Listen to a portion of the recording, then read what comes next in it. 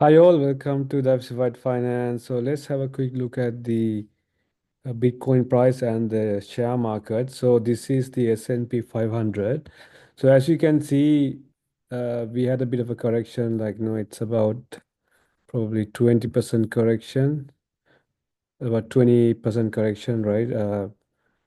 That happened in February and it went up to April. So February to April this year, we had a bit of a correction, and now we have recovered, but I have a feeling we recovered a bit too quick. So now we already made an all-time high right at this moment, like overnight.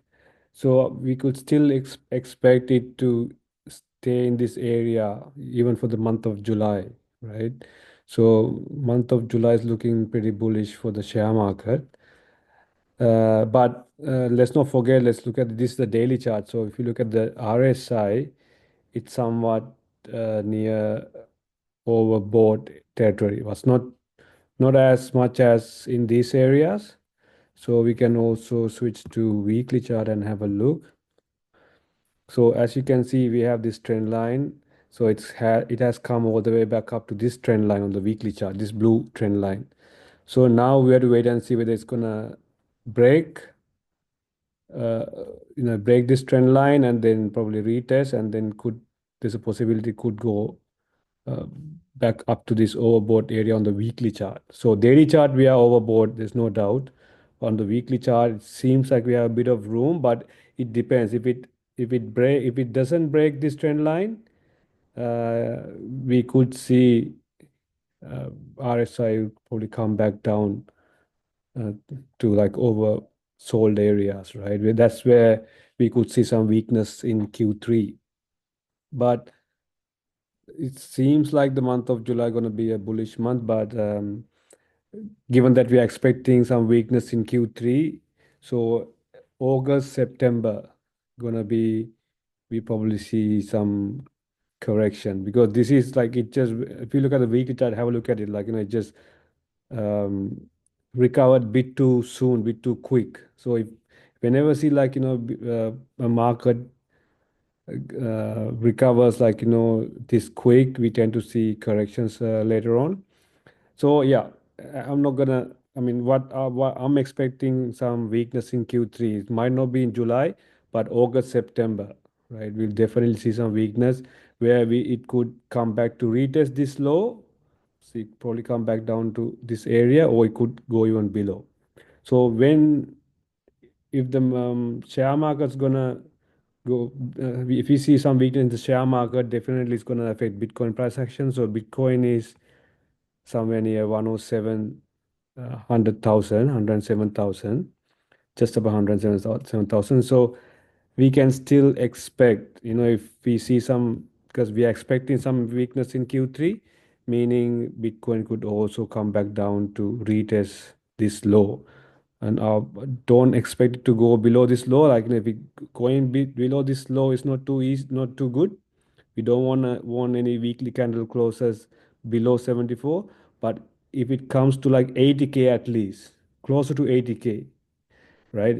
Even if it's like on the weekly chart, if it goes below 74, it should quickly recover and get back up to like 80K, 75K area. And then even 85 to 80, 80, 75 to 85 area would be really good. So when that happens, all coins going to go down so much compared to BTC. We'll see a lot of weakness in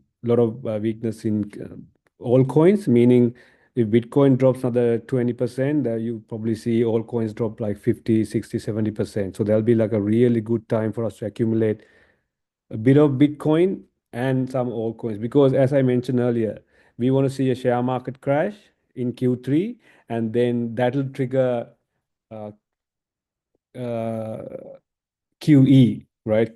Quantitative easing, the money printing. So weakness in Q3, then Federal Reserve will print money to save the market. That money printing will help for us to see a massive whole season, right? So unless there's money printing, free money, if they're not going to print any money, highly unlikely we'll see a all season. So weakness in Q3, then uh, weakness in the share market, Bitcoin correction probably 20-30%, back down to retest this area, maybe to 80K, 85K or so. And then in Q4, we'll see a massive all season after they print money after QE. So that's what we expect. So, I mean, I'm still holding some USDT to add more altcoins to my portfolio. I already the altcoins that I have right now, I'm quite happy with that. But I want to make sure if I get another opportunity, I would like to accumulate cheaper altcoins, including BTC. But let's not forget when BTC drops, against BTC, all coins will drop harder, but eventually in Q3, Bitcoin will break this high, and we could see Bitcoin go up to like 160, 150, 160,000 if you are lucky, closer to 200, right? That could happen. About 150 to 60 is easy in Q4, and that's when we see Bitcoin dominance, right? Will probably go up to 66%. So if you look at the Bitcoin dominance, yeah, so we'll probably see Bitcoin dominance up to like 66 to 67 area, and then we'll see a correction. So Bitcoin dominance going down means we are having a whole season. So for example, this one here, Bitcoin dominance went up to 72 and then dropped all the way back down to like 40%. So 70% to 40%. That's the whole season right here. So now Bitcoin dominance went up, has gone up. We want to see dominant breaks and probably comes back to maybe 45%, about like to 45%. That's the whole season we're expecting. So that's yet to come. Yeah, so that's what we're waiting for. That's just a quick video regarding Bitcoin and traditional market. I'll talk to you in the next video. See ya.